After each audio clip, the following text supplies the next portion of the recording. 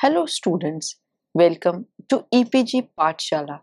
I am Garima Jain from Rajasthan Technical University Kota. Today we are going to talk on module Employee Welfare from the paper Human Resource Management. After completing this module, the students will be able to understand the meaning and definition of employee welfare, have a knowledge of the welfare agencies and welfare schemes, have a knowledge of the provisions of employee welfare as given under the Factories Act 1948. Introduction. Industrial progress of a country depends on its committed labor force. In this regard, the importance of labor welfare was recognized as early as 1931 when the Royal Commission on Labour stated that the benefits which undergo this nomenclature are of great importance to the worker who is unable to secure by themselves. The schemes of labor welfare may be regarded as a wise investment which usually brings a profitable return in the form of greater efficiency. Employee welfare means the efforts to make life worth living for workmen. According to Todd, employee welfare means anything done for the comfort and improvement, intellectual or social, of the employees over and above the wages paid, which is not a necessity of the industry. Features of employee welfare. Employee welfare is a comprehensive term including various services, facilities, and amenities provided to employees for their betterment. It generally includes those items of welfare that is provided by statutory provisions or required by the customs of the industry or the expectations of employees from the contract of service from the employers. The basic purpose is to improve the life of the working class.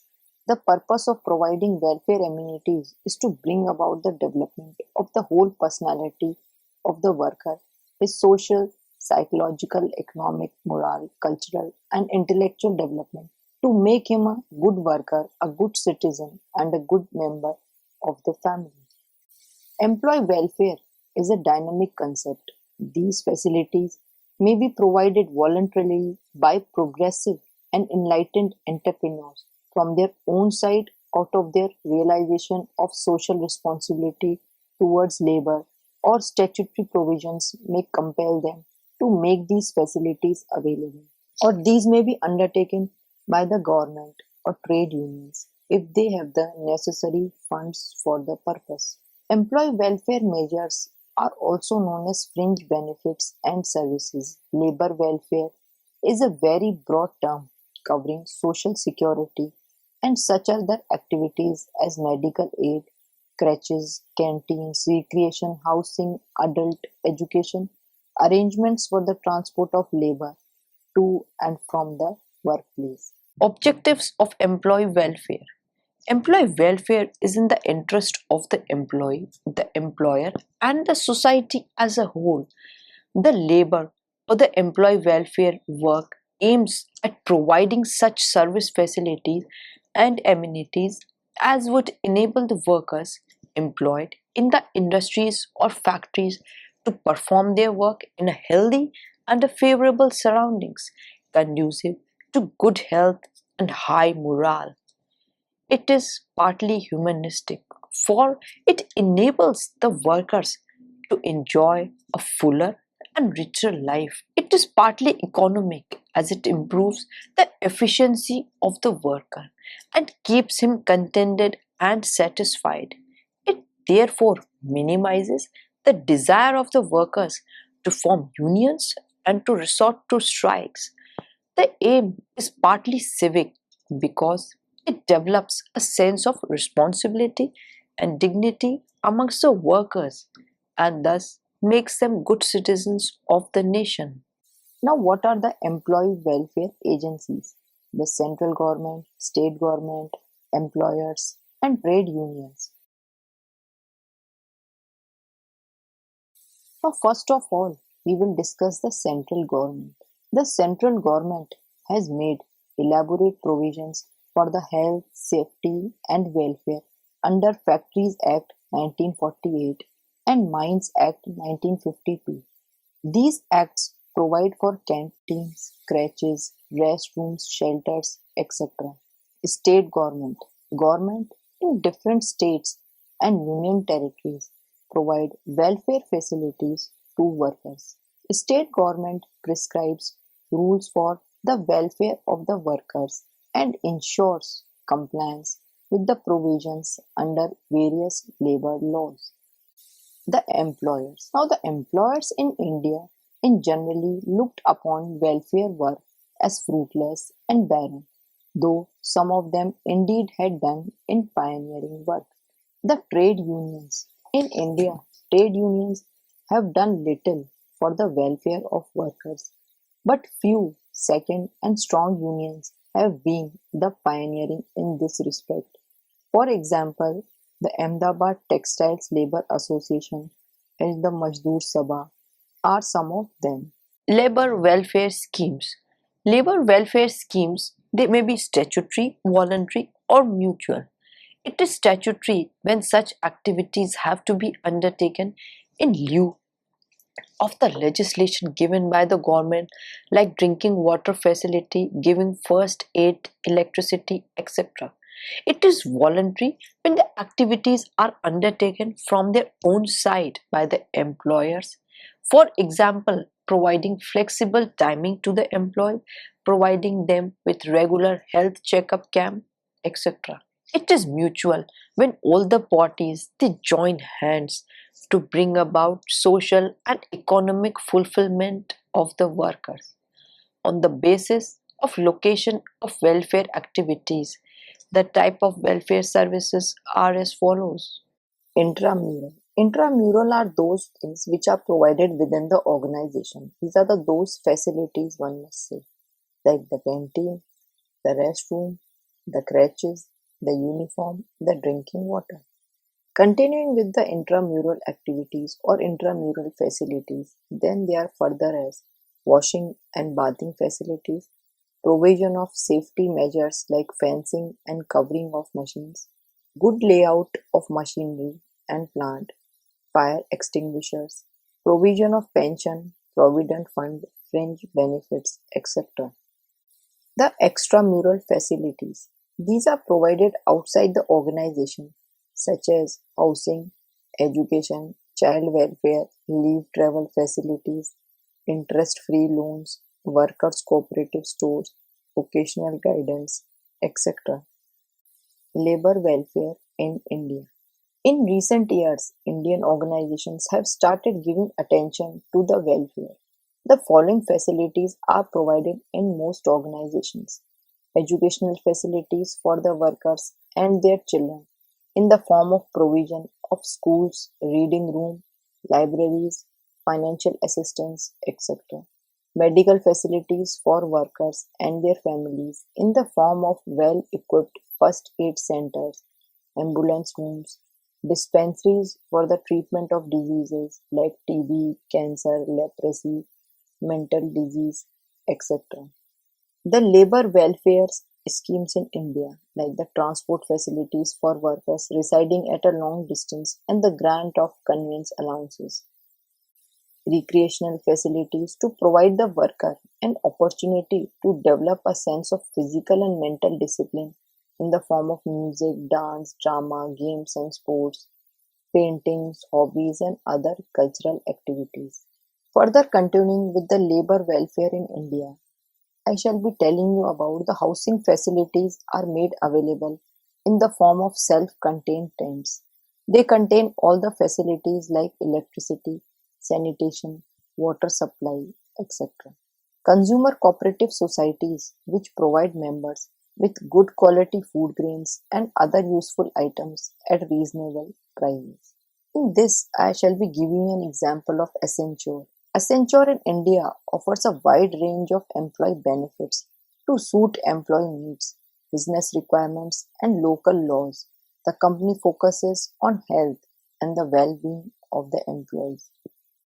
Accenture has created a gymnasium at the office so that the time of employees is saved of going to some private gym. Various sports facilities are available inside the campus. The company is among the growing number of organizations that encourages flexi timing and work from home facility. Employees and their families are invited for celebrations, and the company also has days for bringing family members to the office.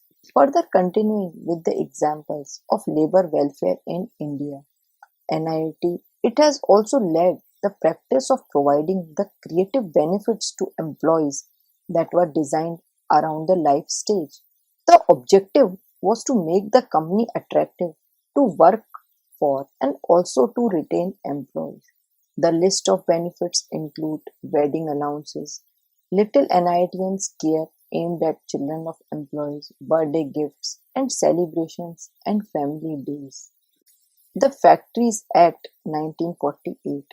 Now in this come the facilities like washing, facilities for storing and drying clothing, facilities for sitting, first aid appliances, canteens, shelters, restrooms, lunch rooms, crèches, welfare officers. The principles of employee welfare service. The service should satisfy real and individual needs of the workers, and this can be done by the active participation of workers. The service should be such as can be handled by cafeteria approach. An employee benefit plan that allows staff to choose from a variety of benefits to formulate a plan that best suits their needs. This comes under the cafeteria approach. Cafeteria plan options may include health and accident insurance, cash benefits, tax advantages, retirement plan contributions. Due to the difference in sex, age, marital status, number of children, type of job, and the income level of employees, there are large number in their choice of a particular benefit. This is known as the cafeteria approach. Such an approach individualizes the benefit system, though it may be difficult to operate and administer. Further considering with the principles of employee welfare, we see that the employer should not assume a benevolent posture. The cost of the service should be calculated and its financing established on a sound basis. There should be periodical assessment or evaluation of the service, and necessary corrective action must be taken on the basis of the feedback. Employee welfare activities at Toyota. Toyota has kept pace with the changing times by accommodating the growing needs of its employees as their lifestyles and values have diversified alongside rising standards of living, declining birth rates, and the aging of the population in Japan. 2000, Toyota introduced Well Choice, a flexible welfare program that allows employees to select the benefits and support they want based on their own needs and lifestyles. At Toyota, human relation activities are constituted by a range of voluntary activities aimed at improving the quality of teamwork and human relationships between employees. These activities are held both within and outside the workplace and serve an important role in helping employees to create fulfilling lives. Employee welfare activities at Toyota. As you can see in this figure or in this chart, the human relation activities have been divided into internal groups, Hurai activities, hobby and alumni group activities, Toyota clubs, and associations of each dormitory. In internal groups, it is to strive to build camaraderie between members, promote self development, and contribute to company growth. In Hurai activities, it is to expand human interaction, that is, to encourage communication beyond the workplace. Then, in hobby and alumni group activities, you can create human networks through hobbies and alma maters. Then, In the Toyota clubs, it helps employees create enjoyable relationships by supporting their physical and cultural development. Then, associations of each dormitory. In this, you have to improve human relations under the theme of making happier dorms. Then, in internal groups, the General Manager Association with Takumi no Kai Association. Then there is Miki no Kai Association. Then Shono Kai Association, CX Association, SX Association, and EX Association in the internal groups. Then in Hurai activities, there are company and group events, workplace events, and roundtables in each group or teams. Under the Toyota clubs, there are sports clubs and cultural clubs. In sports club, it promotes sports activities in and outside the company, encourage participation and cooperation in company events.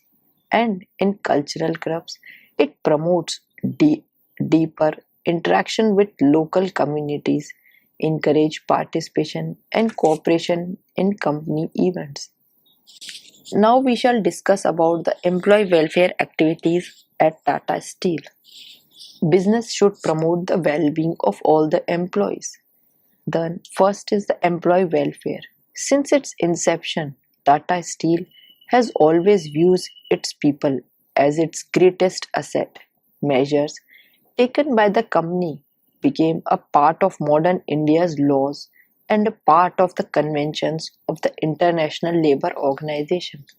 The company endeavors to be an employer of choice by fostering an environment of aspirational goal setting, continuous improvement, in addition to health and safety and corporate responsibility.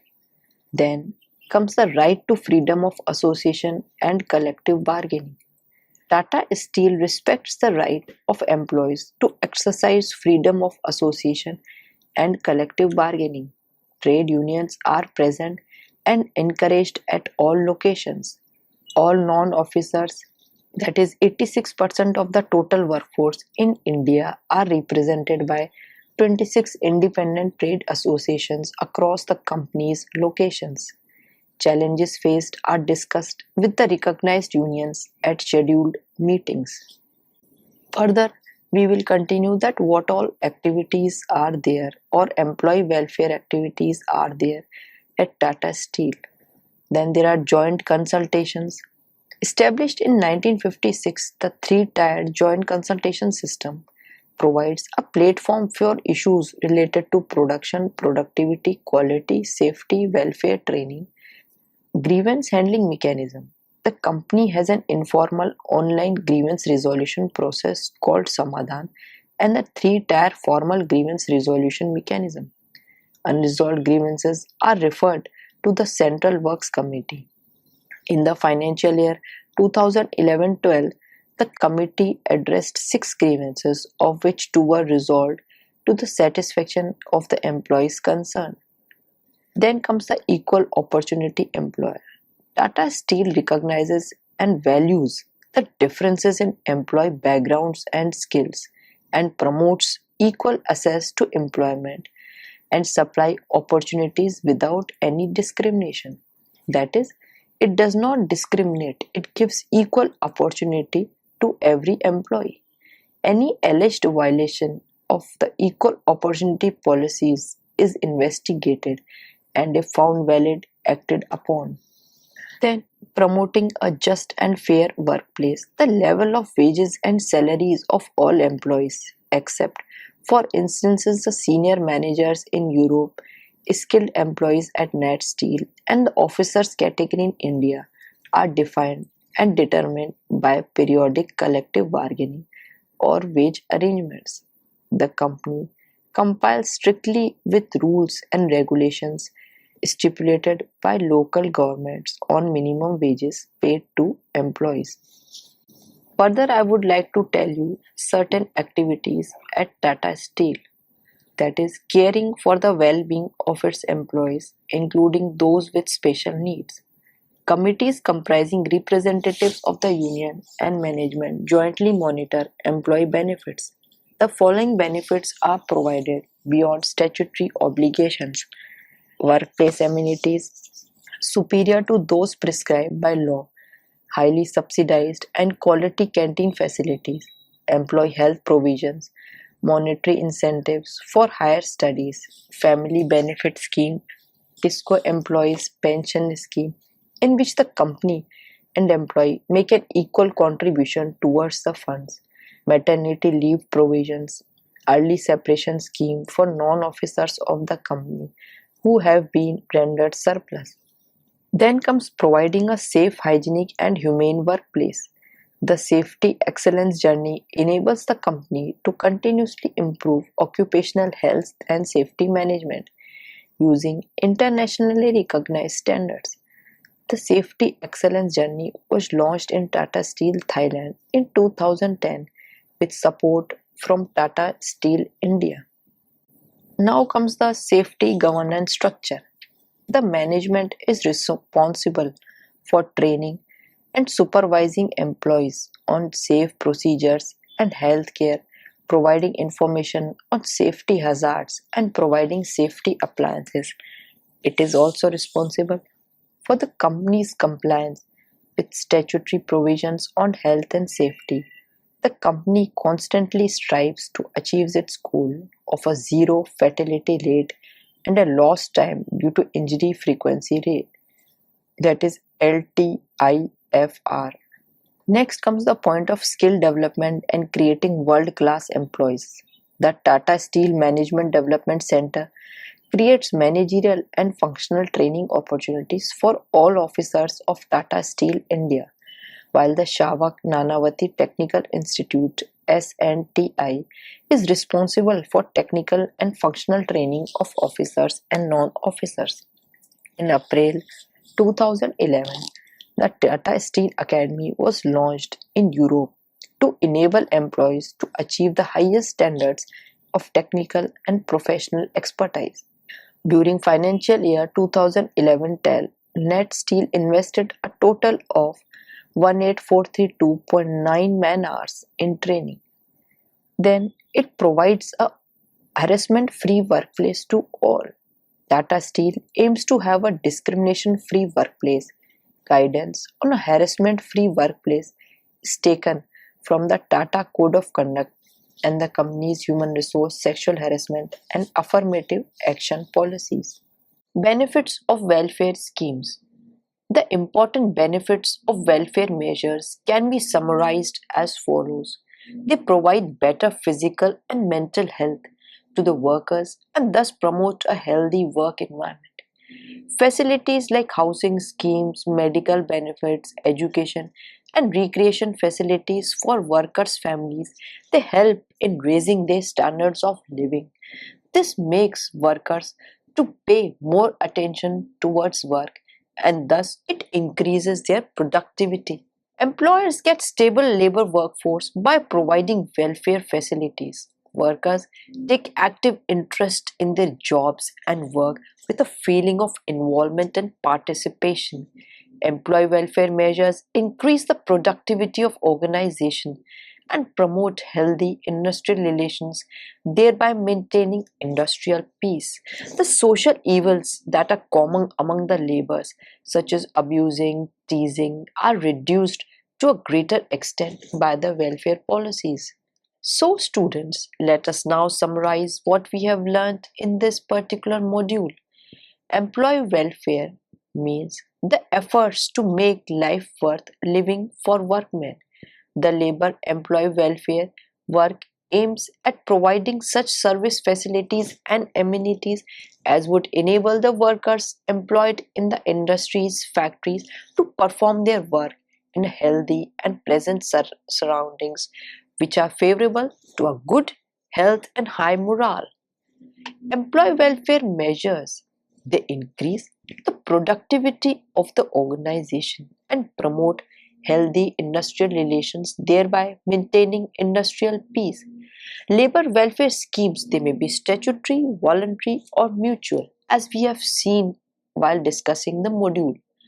It is statutory when such activities they have to be undertaken in lieu of the legislation given by the government like drinking water, first aid, electricity, etc. It is voluntary when the activities are undertaken from their own side by the employers.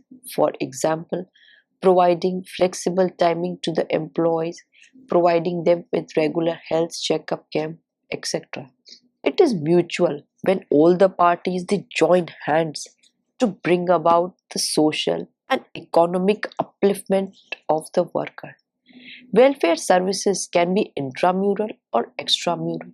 Intramural when provided inside the organization like canteens, restrooms, providing them with the uniforms. They are extramural, as we have seen while we were discussing reading the module, when they are provided outside the organization, like housing facilities, education loans, etc. Thank you.